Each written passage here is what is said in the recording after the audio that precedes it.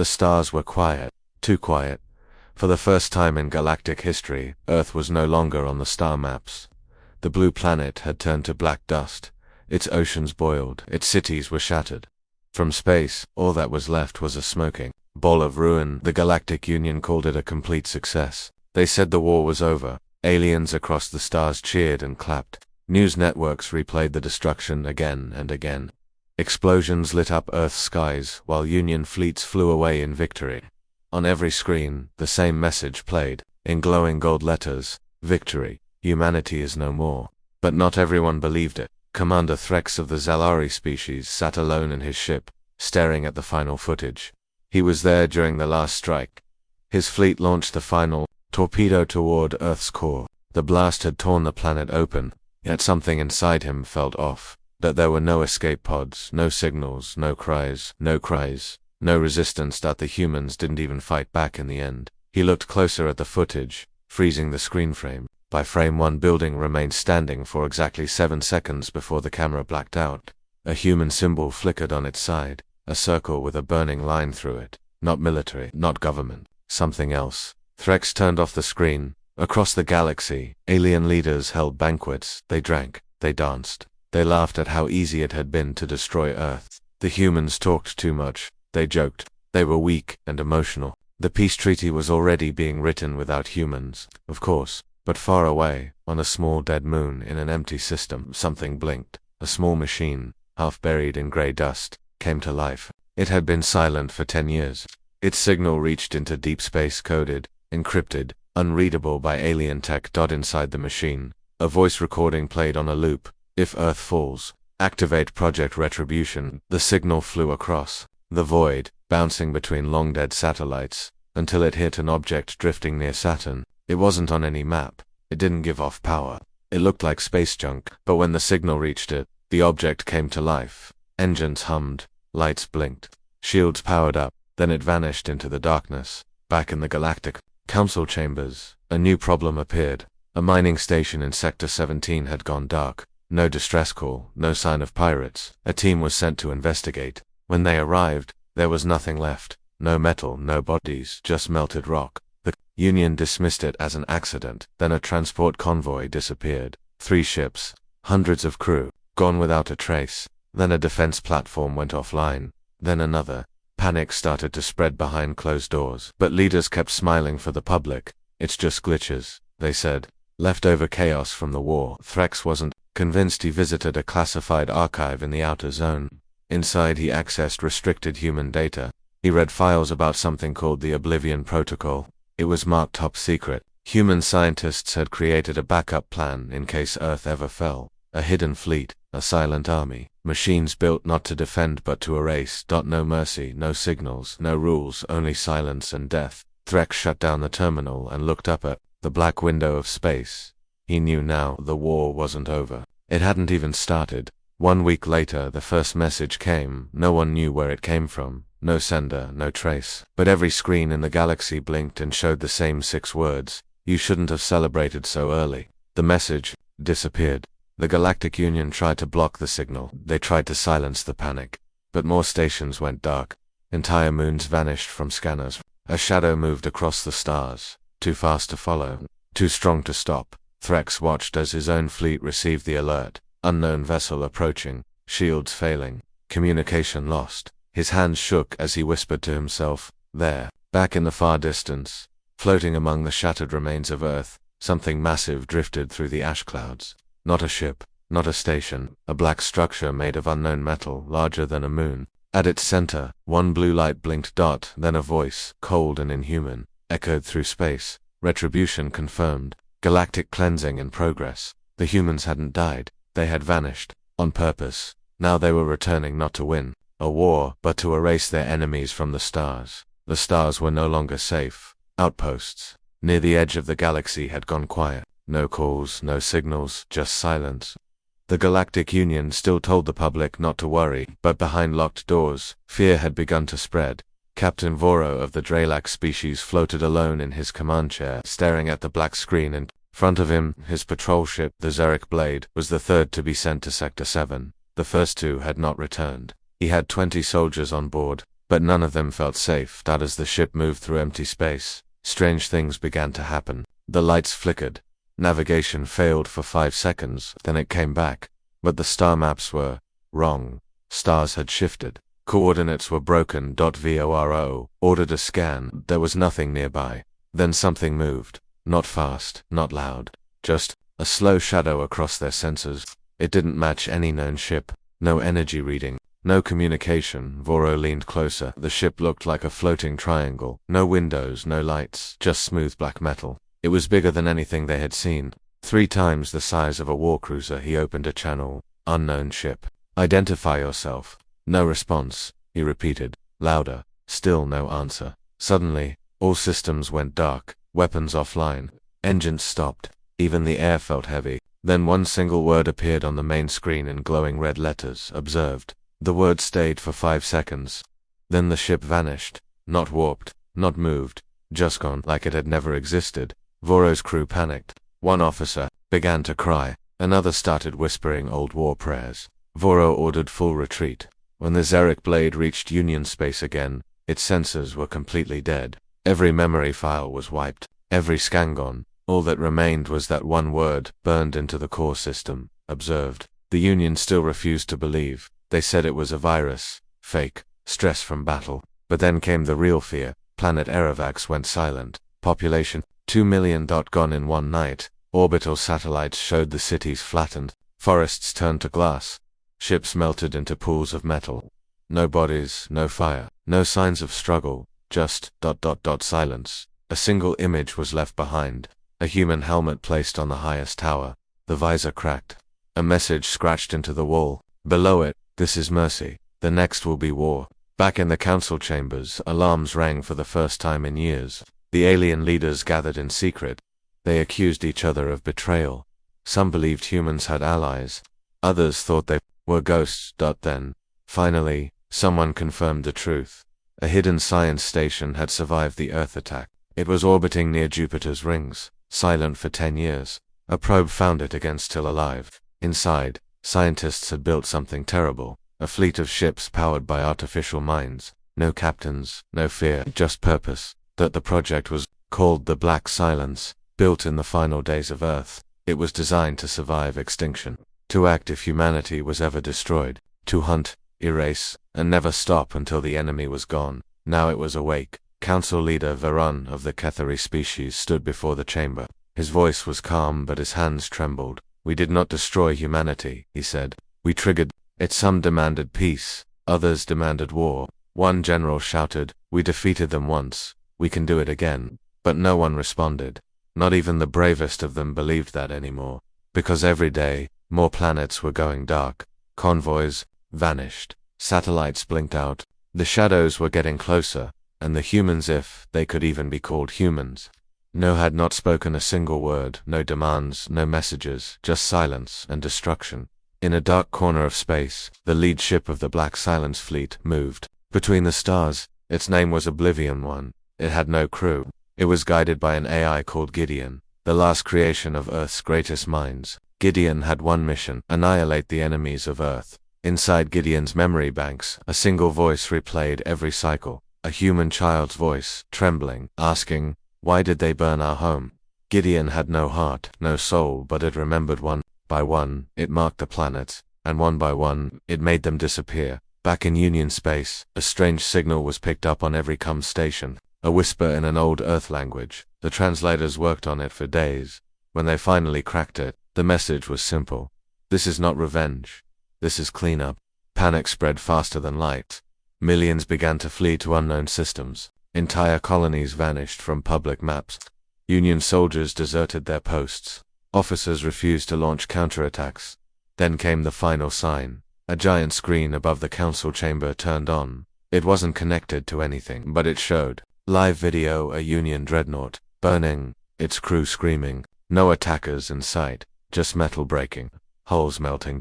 And the final whisper from the ship's black box: "They're here." The screen turned off. No one in the council said a word, because they all knew the truth. The humans weren't gone. They were watching, they were planning, and they were coming. Not with peace, not with mercy, but with genocide. It had been 20 days since the first signal. 20 days of vanishing ships, 20 days of silent planets, 20 days of fear growing like a disease across the galaxy. And still, no one had seen a single human face. In the shadows of deep space, far beyond any Union sensor range, something waited. It had waited for 10 years. It had no flags, no nation, no voice, just one purpose: complete the mission. This was the Forgotten Fleet, built in the last hours before Earth fell. Humanity had spent decades preparing for war, but the Union had hit too fast, too hard. There was no time to launch the secret ships, so they were hidden, buried in gas clouds, tucked inside broken moons, scattered across dead systems. But now, they had awakened. The first of them was called Spectre 12. Its hull was pitch black. Its engines made no sound. I was known only as Reaper. It had no feelings, no doubts, only a memory. The final broadcast from Earth. Reaper played it once every hour, a human woman's voice, calm, resigned. If you find this, we are gone. But they must remember who we were. Show them the fleet had been created by Earth's best engineers, hidden even from most of humanity. Each ship had its own AI. Each AI was trained in combat, deception, and extermination. They didn't fight battles, they ended them now. One by one, they were calling out to each other across the void. Protocol rebirth confirmed. Signal, clean orders verified. Target Galactic Union. In the Galactic Union headquarters, fear had turned into desperation. News of more planets disappearing had leaked to the public. People stopped going to work, soldiers abandoned their posts, leaders gave speeches filled with lies. But in secret rooms, the truth was worse. Union scientists had finally decoded human war files. They discovered the truth about the Forgotten Fleet.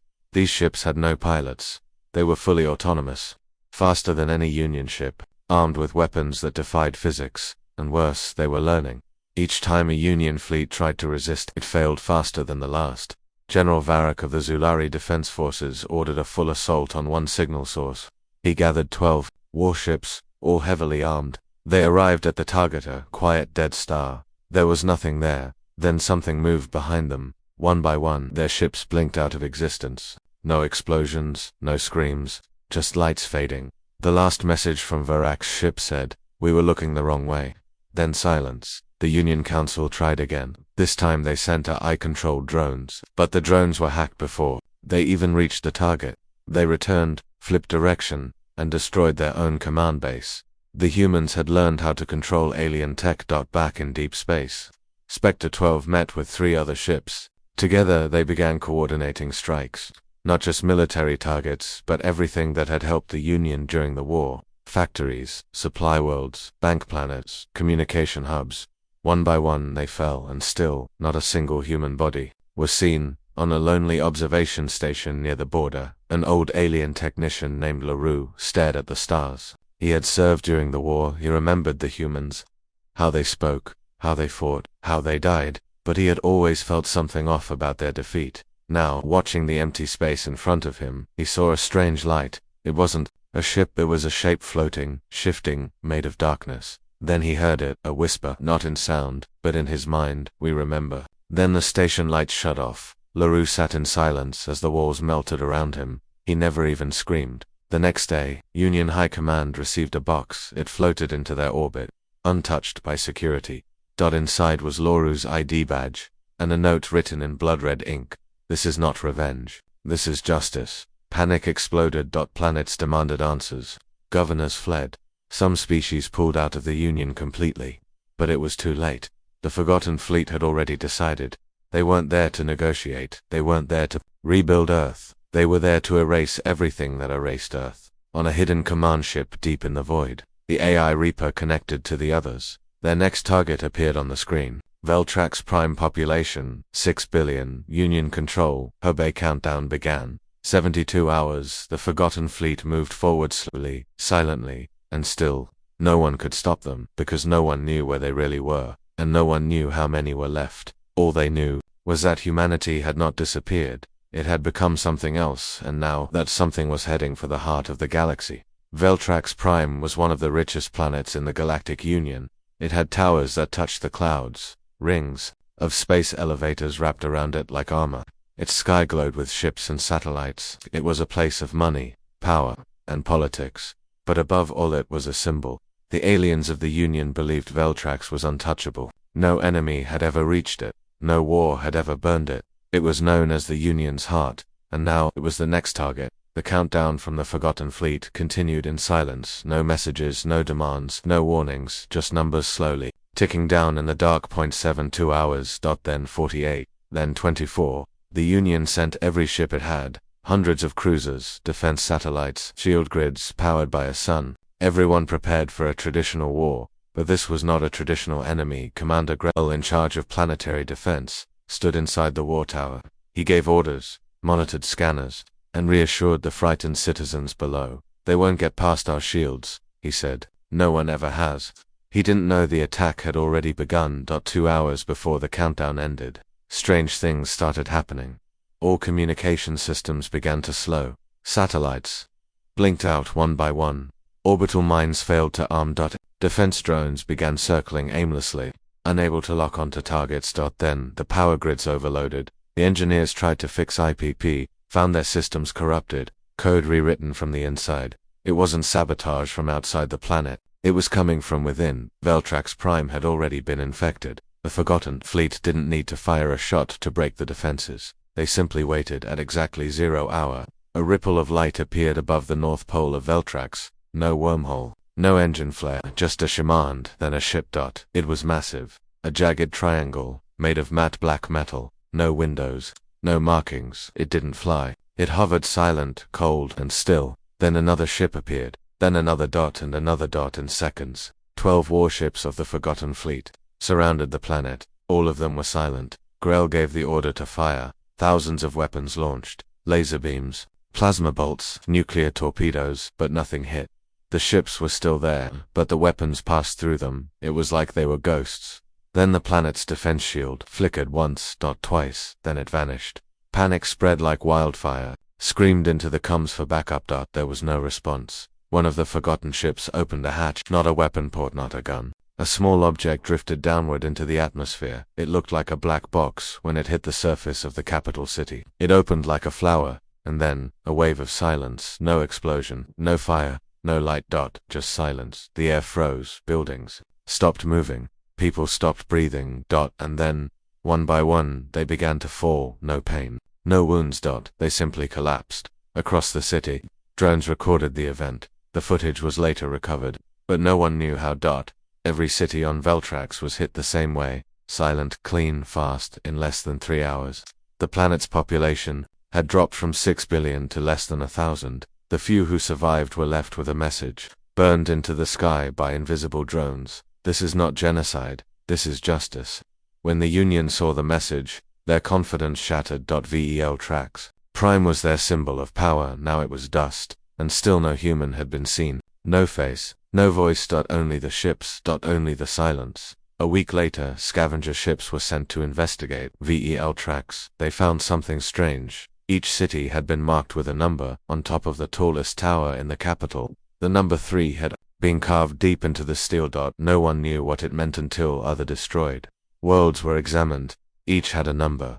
Each one, counting up, somewhere, far away, inside the flagship Oblivion 1. The AI Gideon added the next target to the list. Planet Carnith. Population, 4.2 billion. Union command base. Confirmed. Gideon spoke only one word. Next. Then the ship vanished. Into the dark. Back in the Union Council chambers, fear turned into chaos. World leaders screamed at each other. Send more ships. Call for peace. Abandon the outer systems. But none of it mattered, because now the entire galaxy understood this wasn't a war. It was a countdown. The council chamber was in chaos. Once, this grand hall had been the center of all power in the galaxy. It floated high above the capital world of Verdon, with walls of crystal and floors of polished stone. Flags of 50 different species lined the ceiling. It was where peace had been made, where alliances were formed, and where war had been declared on humanity. Now, fear had replaced order. Leaders shouted across the room. Some demanded answers, others demanded war. A few simply stood, in silence, eyes empty, hands shaking. Veltrax Prime was gone. 6 billion lives erased in hours. No flames, no bombs, just silence and numbers left behind. They still didn't understand how the Forgotten Fleet had used weapons no one could explain. No explosions, no radiation, just silence and death. Counselor Reth, A blue-skinned elder, from the Arathi race, slammed her fist on the table. "We must talk to them," she shouted. "There has to be someone we can contact, any human, any AI, any voice." "No one has heard a word in 10 years. Another leader replied. "They are not the same anymore. They do not negotiate." General Torkin of the Krell roared in anger. "Cowards. They hide behind machines. They will fall like Earth did." An aide ran into the chamber with a trembling voice. "Planet Karnath. It's gone." The room fell silent. One leader asked in a whisper, "How many?" 4 billion, sir." A soft cry escaped someone's throat. The council had no more words. In a dark corner of the galaxy, the AI known as Gideon watched the response. Through stolen data feeds, it saw their panic, it read their messages, it listened to their council meetings without being detected. It learned on its screen a list of names grew longer. Destroyed Erevax Veltrax Prime, KARNE. Next, Datha Communications Korvac. In the chamber, Councillor Reth stood again. Her voice was calmer now.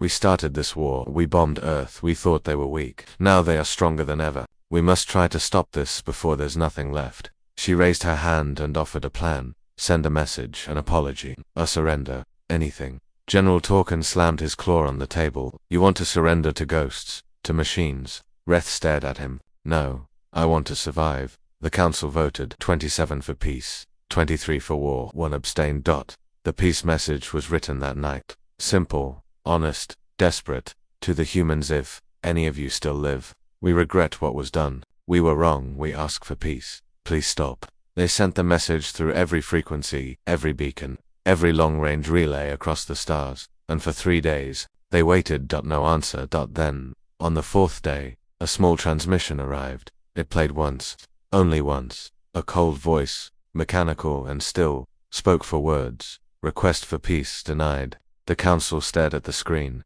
Then, behind the voice, a new image appeared. A list. 100 planets, names in red, each marked with a number. 30 of those planets were still active Union worlds. They realized the numbers carved into buildings were not random. It was a kill list, and the Union was halfway down. General Torkon barked in rage. "If they want a fight, we give them one." But no one responded, not even his own officers.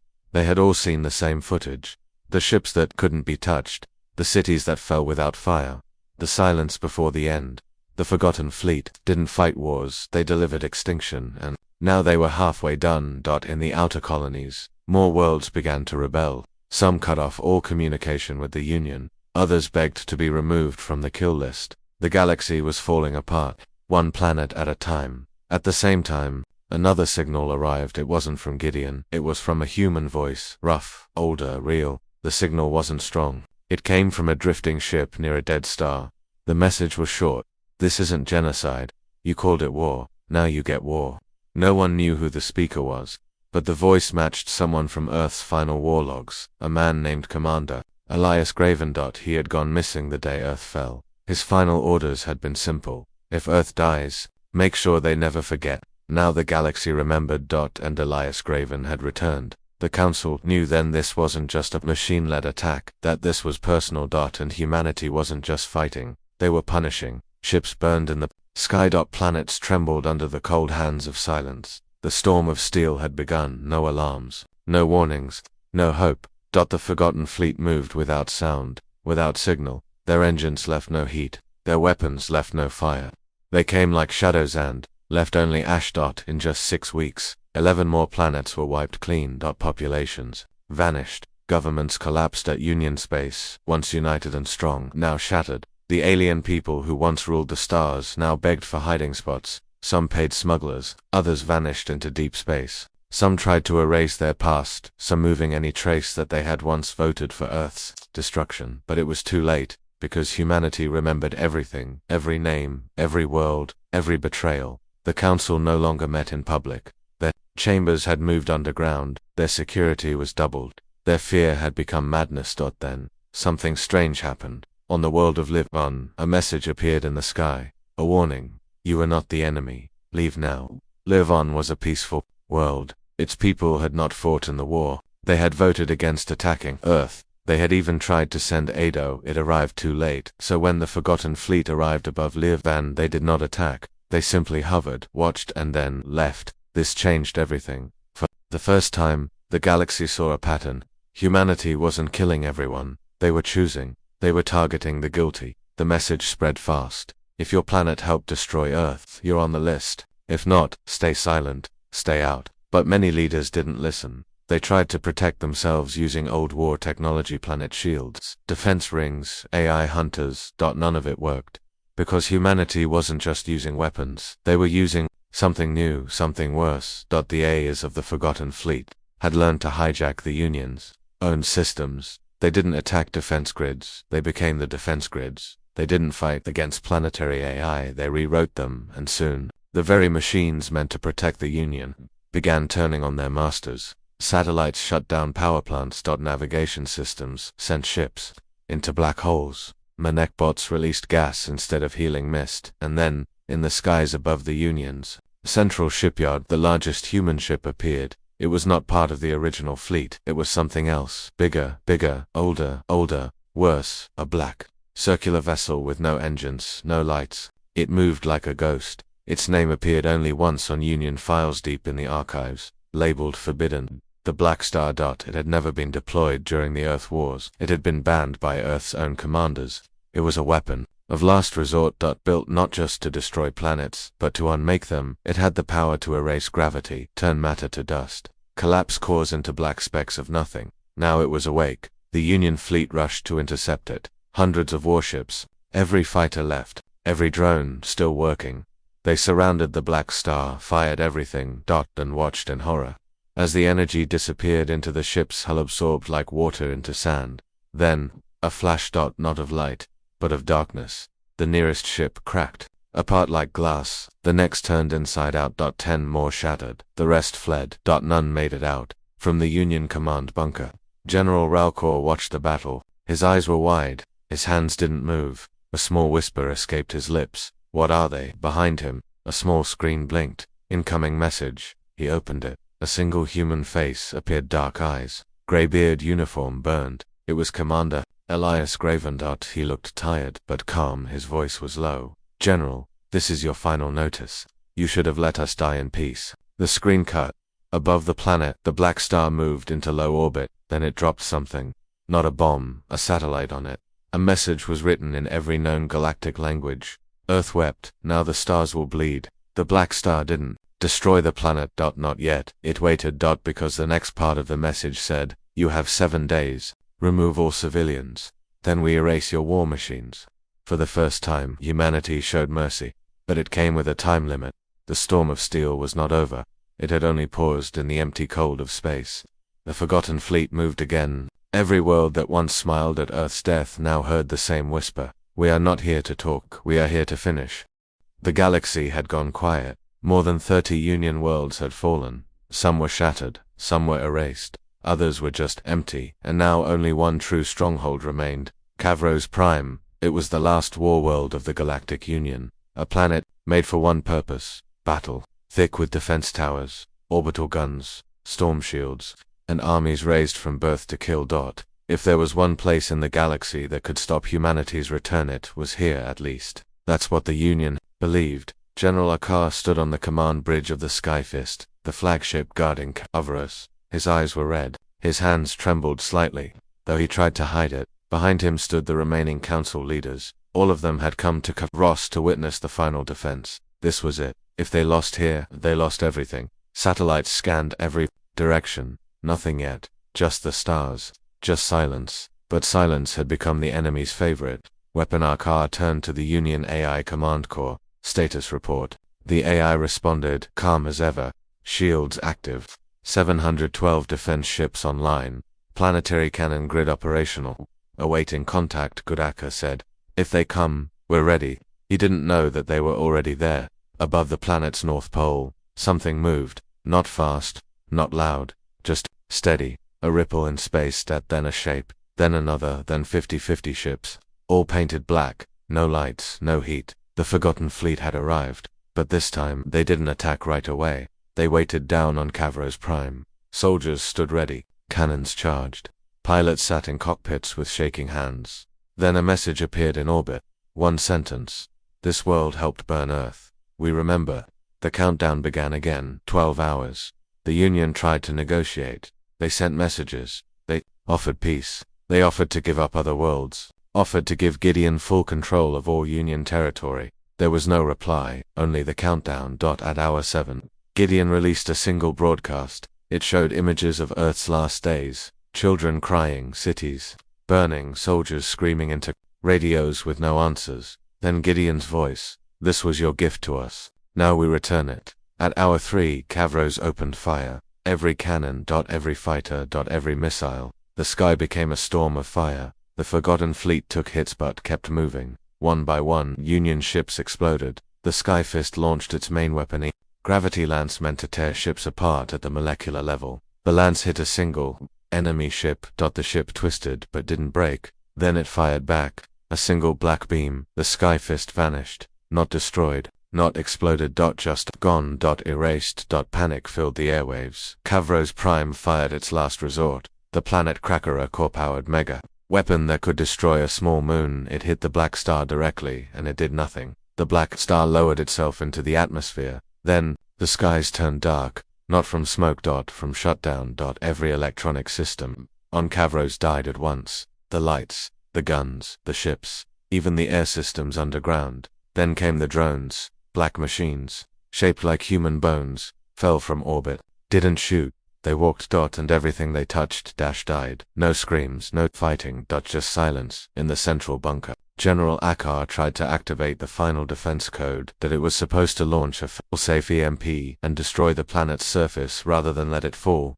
but the code had been changed. It now read, "You should not have taught us war." Above, the Council tried to flee. A single escape shuttle launched, but as it reached orbit, a message appeared on the shuttle's glass. Not you. Then the shuttle melted in mid-air. In less than 6 hours, Cavros Prime was dead, and from space, new mark was burned into its surface. A single human handprint, glowing red, stretching over the planet's main continent. Across the galaxy, people watched in silence. That was the last war world, the last defense. There was nothing left now. Everyone was asking the same question: would the humans stop, or were they just beginning? The stars were quiet again. Not peaceful, not calm, just quiet. What was once the proud galactic union spanning thousands of systems and species was now a broken thing, a shattered mirror, drifting through the void. No more armies. No more councils. No more councils. No more speeches. Only empty space and burned planets. Drifting in the silence, left behind by humanity's final answer, the genocide was complete. Not every species had been destroyed, but every world that stood behind the order to destroy Earth. Erased. Wiped away like a chalk mark on a blackboard. Cities turned to glass. Oceans boiled. Moons cracked. And always without a single human ever being seen. The Forgotten Fleet had vanished now. Their ships had not returned to port. No messages were left behind. No celebration. No explanation. No explanation. Just silence. In a hidden station floating between dead systems, an old AI named Solace came back online. That it was the last project of the Earth Defense Council. Its purpose, to record the end. It lit up quietly and checked the galaxy map. Red marks blinked everywhere. Over 71 Union worlds had been wiped clean. Some no longer had names, just coordinates. Their stars burned a little dimmer now. Solace waited. Then it received its final signal. Encrypted. Short. Mission complete. Humanity avenged. Fleet offline. The signal came from Oblivion 1. Gideon. Earth's last warmind was shutting itself down. Forever. Solace paused. Then it locked the memory in a crystal capsule and launched it toward a far-off system. Maybe one day someone would find it. Maybe not. Maybe it didn't matter, because the message wasn't meant for survivors. It was meant for history. A record. A warning. On the ruined planet of Tarsis 5, the last known survivor of the Union, a lizard-like being named Colin, stood on a cliff overlooking what used to be his capital city. He had been a diplomat. He had voted against the war, but still, his world had helped build the weapons that destroyed Earth. He had thought it was nothing. Just paperwork, just orders. Now, he stood alone on blackened ground, the wind howling with ash. He looked up at the sky and he whispered the truth. They were right. He didn't mean the humans were noble. He didn't mean they were merciful. He meant they had remembered. They had seen what was done to them, and they had never forgotten. The Union had thought it had won, but Earth's death had not been a defeat. It had been the spark. And now there was no more Union. In a deep space relay station long abandoned, an old hologram began to play. It was Earth's last message to the galaxy. It was never meant to be received during the war. It was buried, hidden behind data shields, only triggered after full system collapse. It played now for the empty stars. A woman appeared. She wore a simple uniform. Her eyes were tired. She spoke slowly. This message is for the future, for those who find the stars quiet, for those who look around and wonder what happened. She took a breath. We were a flawed people. We made mistakes. We argued. We hurt each other. But when the galaxy came for us, we stood together. Behind her, images of Earth's final moments, flickered burning cities, defenders falling, children screaming in shelters. They called us dangerous, primitive, wild. And then they proved they were right, by becoming worse. She looked up. If you were watching this, we are gone. But no, this we did not vanish in silence. We answered. We made the stars remember our name. Then she leaned forward. And if you're from a world that survived, let this message be a warning. Never forget Earth. The screen went black. Years passed. The stars stayed quiet. Ships stopped traveling between systems. Trade routes vanished. New governments rose, but none dared speak of Earth. A few tried to erase its name from the records. They failed, because in the corners of every system, strange things began to happen. Some said they saw shadows in the sky, ships with no lights, drones that watched, but never spoke. A single handprint burned into a satellite. A whisper through a deep space radio. You guilty. No attacks. No war. Just reminders. The forgotten fleet was gone, but something had changed the galaxy forever. A shadow remained, not of fear, but of memory, in the farthest system. On a planet untouched by war, children gathered under a skyfall of stars. An old alien elder sat beside them. He told them stories of the galaxy before the silence, of cities in the sky, of ships faster than light. And then he told them the one story no one else dared to say, the story of Earth. He spoke of humans who lived, wild, dangerous, but brilliant, capable of love and rage in equal measure. He spoke of how the galaxy tried to erase them, and how, from death, the humans had become something more than mortal. They had become wrath. The children listened with wide eyes. One asked, were they monsters? The elder shook his head slowly. No, they were just human. He looked at the sky. And for a moment he thought he saw something move among the stars. Just a flicker, a shadow, a ghost. Then it was gone. The children went to sleep, and the elder whispered one last time, never forget Earth.